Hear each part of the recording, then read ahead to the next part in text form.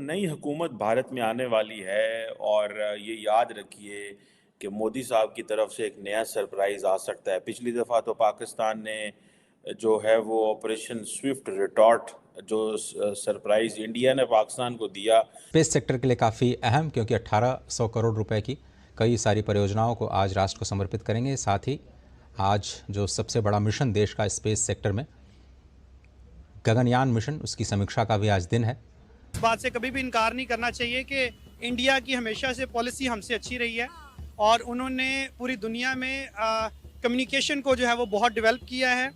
अगर आप इकोनॉमिकली देख लें वो बड़ा है, आप डैम्स के लिहाज से देख लें, आप पावर के लिहाज से देखें, और अगर आप उनके जो है ओवरसीज़ जो उनकी एम्प्लॉयमेंट है, पूरी दुनिया को वो सप्लाई करता है अपने एम्प्लॉयमेंट, तो वो तो हर लिहाज से बड़ा है। तो लेकिन इस दफ़ा क्या सरप्राइज़ हो सकता है, क्योंकि डोमेस्टिकली तो पाकिस्तान नैरेटिव को कैटर कर सकता है, इंटरनेशनली इंडिया का जो नैरेटिव था दुनिया ने उसको माना था।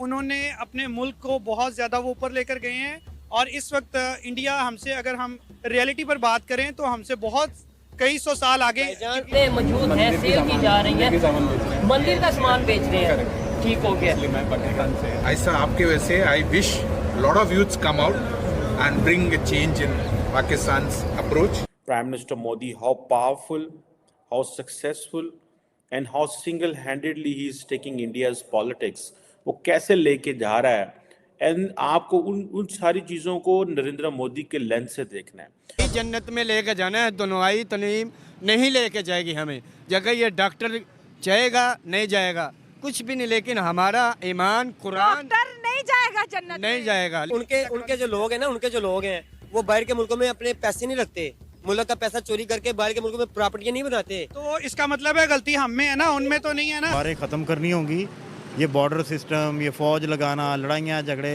ये सब जो है ना चीज़ें ख़त्म करके हम उनकी तरह तरक्की कर सकते हैं। चले माना कि उनकी तरह नहीं, लेकिन हम यहाँ पे कुछ ना कुछ बेहतर। 76 अच्छा आपका भी इधर नहीं हो रहा है। मैं जब आया तो मीना बाजार बन रहा था।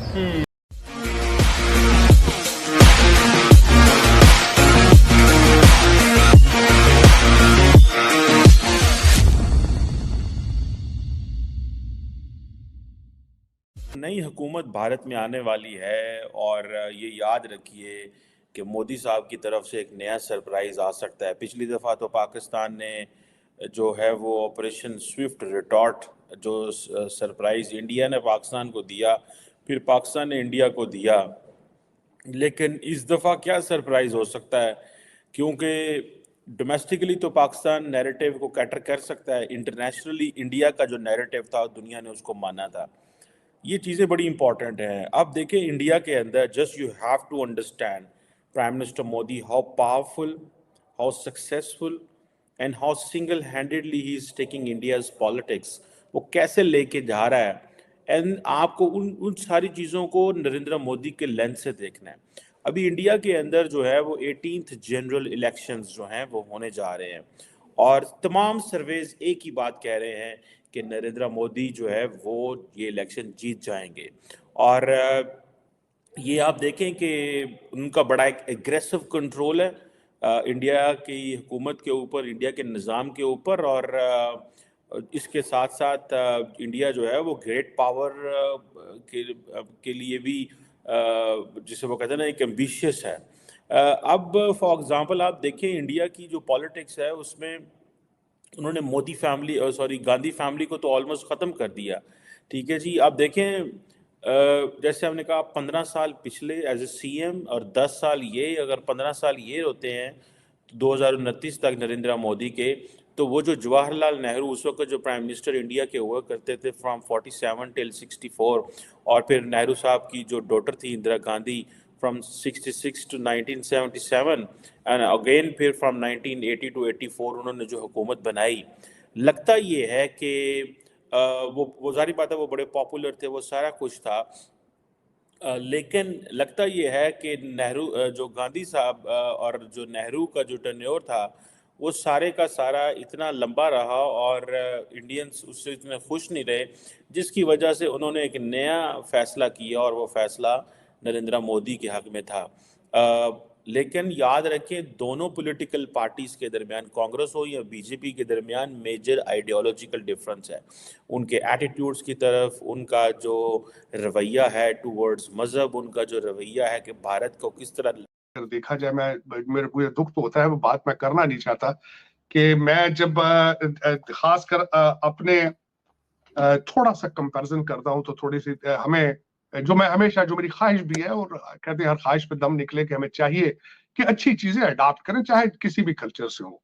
तो उसमें मेरे नजर से जो आज सुबह गुजरी बात वो ये थी कि सिर्फ एक ऑर्गेनाइजेशन टाटा है यहाँ पे जिनकी नेटवर्थ $365 बिलियन है, और मेरे वतन अजीज का जो जीडीपी है वो $341 बिलियन।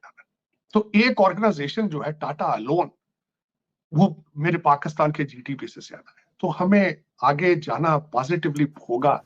आपको हमें देखना होगा एक चीज, मुसलसल आरजू जो एक हमने उसको अपने जिंदगी का हिस्सा बना लिया है कि जब पाकिस्तान की एग्जिस्टेंस बनाया गया था तो वो इसलिए बनाया गया था कि पाकिस्तान जो मुसलमान है वो टू नेशन थ्योरी के हिसाब से इनके साथ रह नहीं सकते, और हमें जो मुश्किलात उसको हमने एक अपने जिंदगी का हिस्सा बना लिया कि हमने दोबारा सुलह करनी नहीं है, प्यार मोहब्बत की तरफ जाना ही नहीं है। लेकिन वो पुरानी बातें हैं, 76 साल है, चले ठीक है, वो आगे मूव फॉरवर्ड। मैं हमेशा कहता हूँ गाड़ी फ्रंट से देख के चलाई जाती है, फ्रंट स्क्रीन से। आप जो बैक मिरर होता है उसको देख के गाड़ी नहीं चला सकते। You have to move forward with it.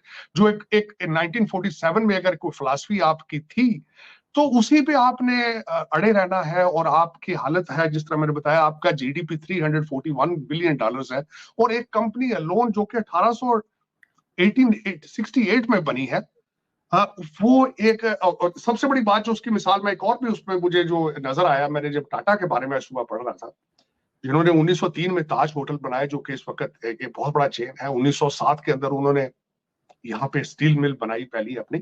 और आज देखा जाए, कंपैरिजन किया जाए, तो मैं बताना ये चाहूंगा कि हालात भारत के अंदर ऐसे साजगार थे तो वो तरक्की करते रहे, और आज भी दे आर। अभी उन्होंने एयर इंडिया को बाय किया है, लेकिन दूसरी तरफ मैं देखूं मेरे अपने मादरे मिल्लत को, तो मलक रियाज को भाग के दुबई में जाके पनाह लेनी पड़ रही है आज। हालात बिजनेस के लिए इस तरह साजगार है। फिर हम बार बार कहते हैं लोग बाहर से पैसे लेकर आए, जो लोग यहाँ पे हैं वो पैसे लेके भाग रहे हैं, तो बाहर से कैसे आएंगे? तो ये मैं थोड़ा सा, ये मेरे ज़हन में था कि मैं थोड़ा सा इस बात को बताऊं कि आज हम कहाँ खड़े हैं और कहाँ जा रहे हैं और आगे। बल्कि खासकर मुझे थोड़ा सा अफसोस हुआ, आज जो सुबह पाकिस्तान के हवाले से मैंने चीजें देखी, एक डिस्कस की जा रही है, मरियम नवाज साहिबा पंजाब की चीफ मिनिस्टर बन रही है, तो पीटीआई ने एक डायलॉग शुरू कर दिया है कि आज डायलॉग शुरू किया, बहुत ज्यादती की, कि क्या पाकिस्तान में एक खातून को चीफ मिनिस्टर बनना चाहिए या नहीं बनना चाहिए। ये 21st सेंचुरी में उनसे पूछना चाहूंगा, एक खातून जिन्हों के जरिए पाकिस्तान एक एटॉमिक पावर को 3.5 साल अगर चला सकती है, तो मरियम नवाज को पंजाब की चीफ मिनिस्ट्री का क्या प्रॉब्लम है भाई?